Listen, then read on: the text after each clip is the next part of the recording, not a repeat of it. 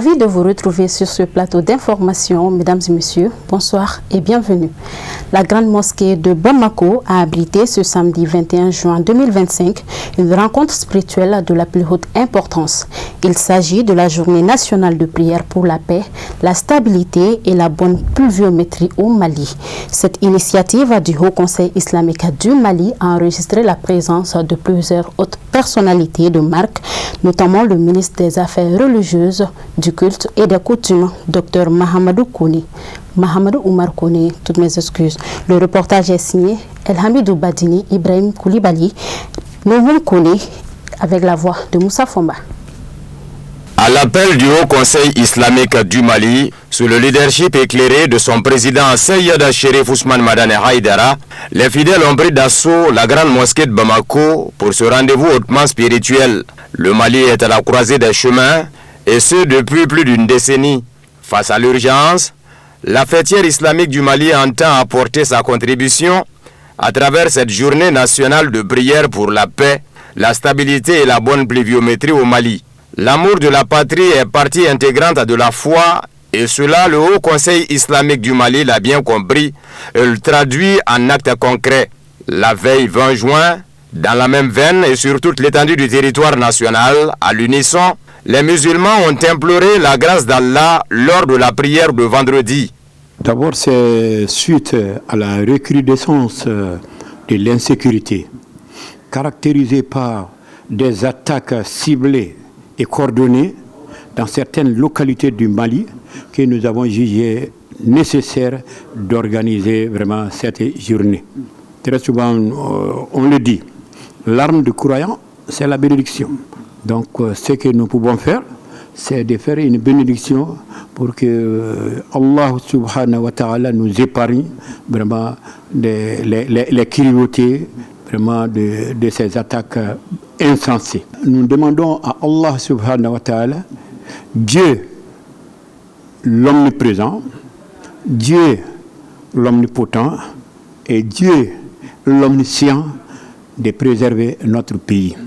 L'objet, c'est demander à Dieu vraiment une paix irréversible et durable dont le pays a tant besoin.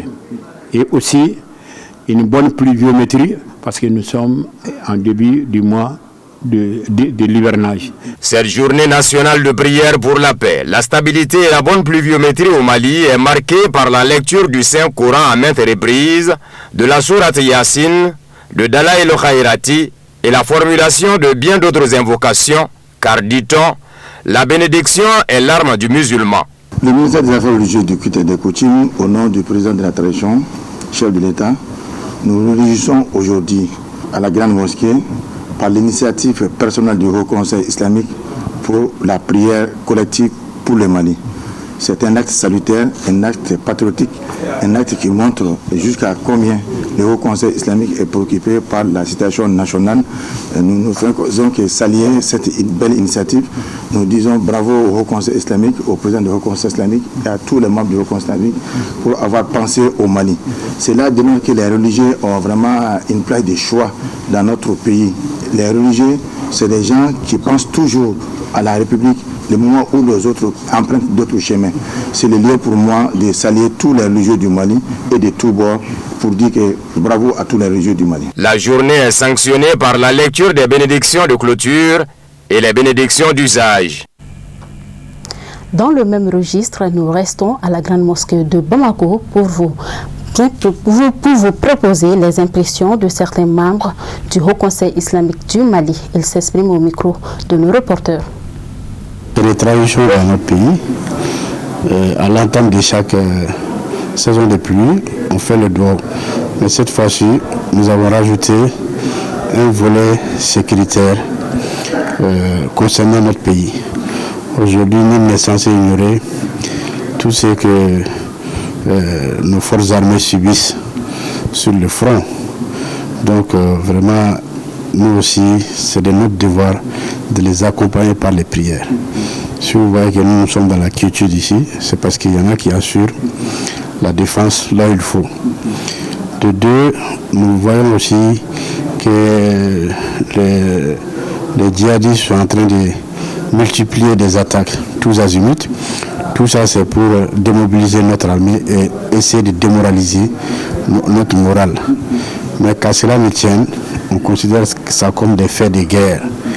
Et les faits de guerre, nous avons des spécialistes, Inch'Allah, qui pourront trouver une défense à tout cela. Donc aujourd'hui, nous, notre quote-part dans la société en tant que groupement religieux, c'est de faire le doua. Nul n'ignore que le doua, c'est la première arme d'un musulman. Et nous exhortons nos autres frères des autres religions de faire autant, et tous les Maliens, quels qu'ils soient. Les prières ont commencé depuis vendredi. Donc aujourd'hui, nous sommes dans la grande mosquée de Bamako pour la clôture et la bénédiction finale. Et nous sommes vraiment satisfaits parce que l'appel du président a été répondu par les fidèles musulmans de Bamako. Donc le même dynamique a été observé également dans les régions. Donc nous remercions tous les musulmans du Mali pour quand même avoir répondu à cet appel du président du Haut Conseil islamique du Mali. Le message, c'est de demander à la population de rester vigilant, parce que la situation d'insécurité quand même est en train de prendre de l'amplitude. Donc nous constatons également que les enrôlements s'intensifient au fur et à mesure. Donc nous invitons les uns et les autres à rester derrière les autorités du pays, à rester derrière nos militaires, nos FAMA, donc pour pouvoir quand même vaincre ce phénomène.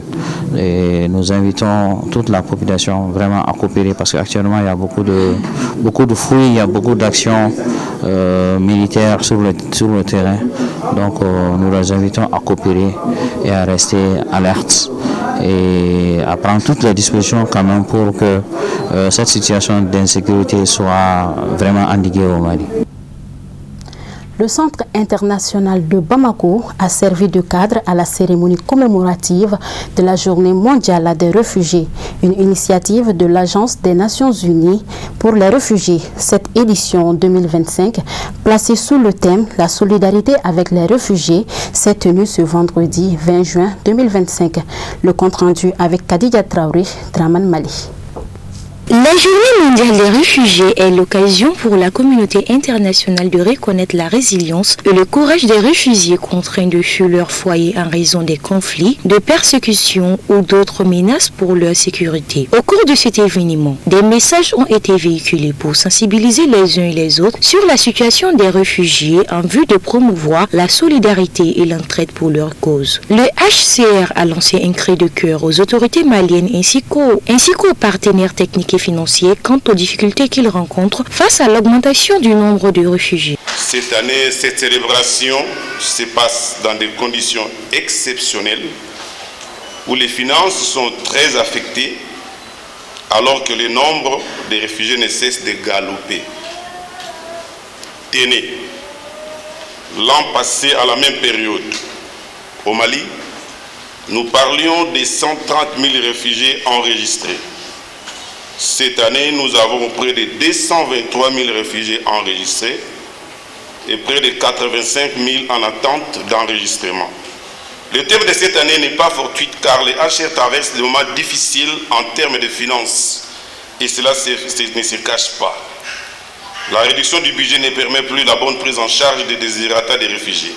Pour cela, nous demandons aux partenaires financiers qui sont dans cette salle de rejoindre les HCR pour la mobilisation des fonds permettant la prise en charge minimale des réfugiés. Rejoignez la barque aux côtés de l'État malien, qui certes n'est pas un État-providence, mais à ses côtés, vous pourriez l'aider à faire encore plus dans la gestion des réfugiés. À vous les partenaires techniques et financiers, nous vous en supplions de voir dans quelle mesure appuyer les HCR pour manifester votre solidarité avec les réfugiés dans la mesure de vos possibilités. C'est une opportunité également de sensibiliser sur les défis auxquels les réfugiés sont confrontés et de proposer des pistes de solutions à leur situation. Les réfugiés rencontrent de nombreux défis sur leur chemin, y compris l'accès à l'éducation, aux soins de santé et à un emploi décent. Beaucoup vivent dans des conditions précaires et sont confrontés à la discrimination et aux préjugés, ce qui complique leur intégration dans les sociétés d'accueil. La journée mondiale sert donc de plateforme pour mettre en lumière ces difficultés et pour appeler à une action collective. Les gouvernements et les organisations internationales sont appelés à collaborer pour renforcer le soutien aux réfugiés. Cela inclut des politiques d'immigration flux humaine, le partage des responsabilités entre les pays et le financement des programmes d'assistance. Je voudrais dire qu'au Mali, la loi 98-040 permet effectivement de reconnaître aux réfugiés, en tout cas dès qu'ils ont ce statut, les mêmes droits que les nationaux. Une projection vidéo retraçant l'histoire des réfugiés ainsi que le rôle indispensable du Haut Commissariat de l'ONU a magnifié cette cérémonie. Le fils du guide spirituel des Amsar, Seyd Chérif Ahmed Tidiane Haïdara, s'est rendu au Congo-Brazza à la demande des Amsar du pays. Un déplacement qui rentre dans le cadre de sa tournée de prêche et de sensibilisation sur la religion musulmane. C'est ainsi qu'il sera accueilli le jeudi 19 juin dans la région de Wessi. Suivant le trajet couronné par une cérémonie d'accueil qui lui a été réservée à son arrivée. Kafouné Bachili nous en dit plus. C'est bien Seyd Chérif Ahmed Tidiane Haïdara qui sort du domicile chérifien de Mungali vers 7 h du matin après y avoir séjourné dans le cadre de sa tournée de prêche sur invitation des Ansar du Congo-Brazzaville, engagé comme jamais pour la cause de l'islam, conformément aux enseignements de son père Seyd Chérif Ousmane Madani Haïdara. L'aventure de Seyd Chérif Ahmed Tidiane Haïdara suit son périple et la prochaine destination est Wessi. Après une distance parcourue de 400 km, la délégation observera un arrêt à Oyo. Cette étape sera sanctionnée par des salutations et des bénédictions au bénéfice des Ansar et sympathisants. Ainsi donc, Seyd Chérif Ahmed Tidiane Haïdara et ses compagnons sont à Wessi dans la soirée aux environs de 19h30. Toutes les composantes de la région de Wessi étaient mobilisées pour offrir leur hospitalité au prince héritier de la famille chérifienne. Vraiment, on est heureux d'être là ce soir à Wessi avec toutes les délégations des Chérif Ahmed Tidiane Haïdara. À Wessi ici, tout le monde est content de l'accueil. L'accueil était vraiment chaleureux, on est content, on est satisfait, vraiment, Dieu merci. On peut le dire que la tournée se termine bien, tout se passe bien par la grâce de Dieu. Bon, ce que je veux dire à l'égard des populations, on invite toutes les populations, toutes les communautés qui sont à Wessi ici pour nous rejoindre demain pour la grande cérémonie de prêche de demain soir. À cette heureuse circonstance, une cérémonie grandiose est organisée afin de lui souhaiter la cordiale bienvenue. Nous sommes très heureux et très émus. Nous avons appris que l'association Amsardine, que le guide spirituel d'Amsar, son bien-aimé, Seyd Chérif Ahmed Tidiane Haïdara, va nous rendre visite. Le moment où j'étais informé, je me suis dit que c'était incroyable, mais aujourd'hui la réalité est en face, il est avec nous. Nous sommes très contents de l'arrivée, nous sommes très contents de l'accueillir, nous sommes très contents qu'il soit parmi nous. Et en ce moment, je tiens également à remercier la délégation qui l'accompagne du Brazzaville jusqu'à Wessi et à remercier également les autorités administratives et militaires du département de la Sangha qui nous a facilité la tâche. Il nous a mis toutes les dispositions nécessaires pour qu'on puisse accueillir le chef dans notre département. Et vous qui l'accompagnez, transmettez nos messages très forts au président du Haut Conseil islamique du Mali, que le Mali, dont nous appartient tous, compte sur lui. Après les bains de foule pour saluer l'assistance, Seyd Chérif Ahmed Tidiane Haïdara s'installe au présidium. Mots de bienvenue, témoignages, expressions de joie sont au rendez-vous. Nous, on n'est pas distinguer entre Sénégal et Mali. Tous les musulmans, même père, même mère, il n'y a pas de différence. Donc tout est fait que normal, mais ça arrive. Parce que c'est blanc qui est venu nous détruire, donne des racismes au bien des hauts Sénégalais, Maliens, mais nous tous qui sont musulmans, même si c'est un tom-tom, c'est un frère. Donc si une difficulté arrive, on doit le soutenir. Donc si un événement comme ça arrive, il faut que nous tous on se mette debout, on se aide. Et puis on se donne des conseils et puis on saura quelle solution qu'on va accueillir notre étranger. Au terme de la cérémonie d'accueil, un rendez-vous est donné aux militants et admirateurs Ansar pour les prêches du lendemain. L'actualité internationale en bref et en images avec la voix de Moussa Fomba.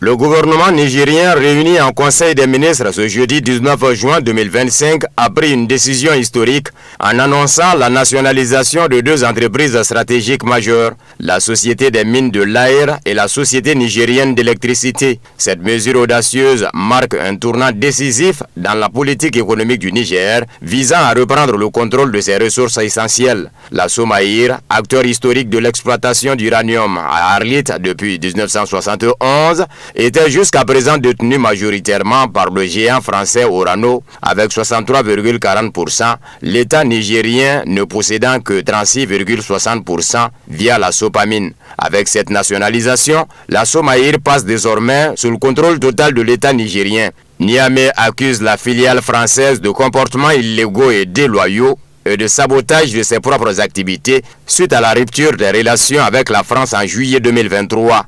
Parallèlement, la Nijlek, principale société de production, transport et distribution d'électricité du pays, est également nationalisée. Cette mesure vise à garantir un accès équitable à l'énergie pour tous les citoyens nigériens, en conformité avec la charte de la refondation du pays.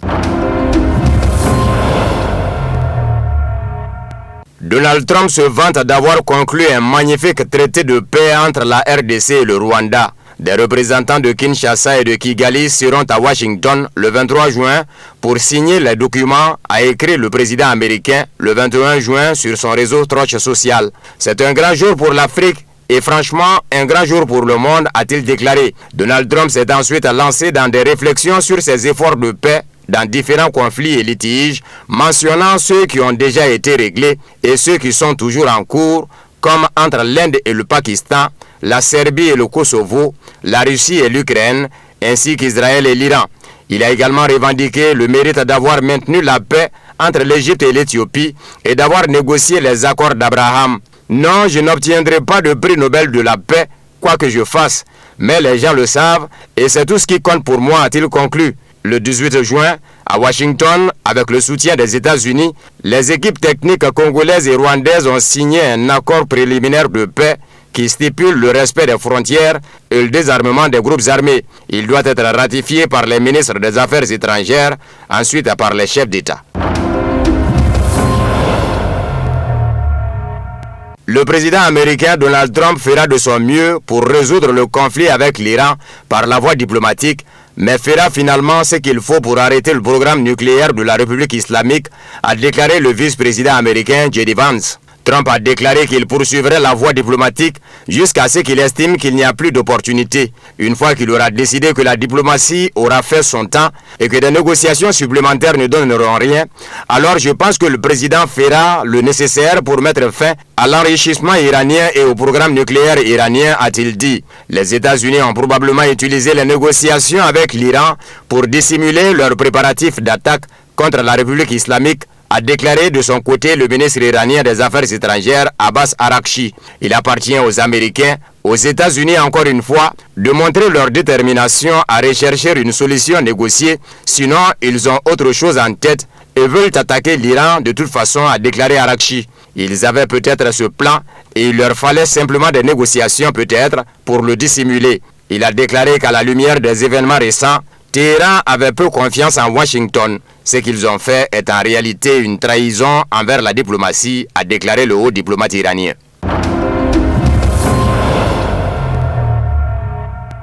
Le président américain Donald Trump a déclaré qu'il lui était difficile de comprendre pourquoi l'Iran persiste dans son programme nucléaire civil alors qu'il dispose de vastes réserves de pétrole. Vous savez, c'est une chose pour certains pays de dire « Hey, je veux avoir une certaine quantité où je peux passer un peu au nucléaire parce que nous en avons besoin pour l'électricité, nous en avons besoin pour les climatiseurs, etc. » Mais quand vous êtes assis sur l'une des plus grandes réserves de pétrole au monde, c'est un peu difficile de comprendre pourquoi vous avez fait ça, a-t-il ajouté. L'Iran a le droit de développer un programme nucléaire civil et d'utiliser les technologies atomiques à des fins pacifiques, a déclaré de son côté le président russe Vladimir Poutine dans une interview accordée à Sky News Arabia. Selon lui, la Russie est prête à fournir à l'Iran l'assistance et le soutien nécessaire au développement de l'énergie nucléaire pacifique comme elle l'a fait les années précédentes.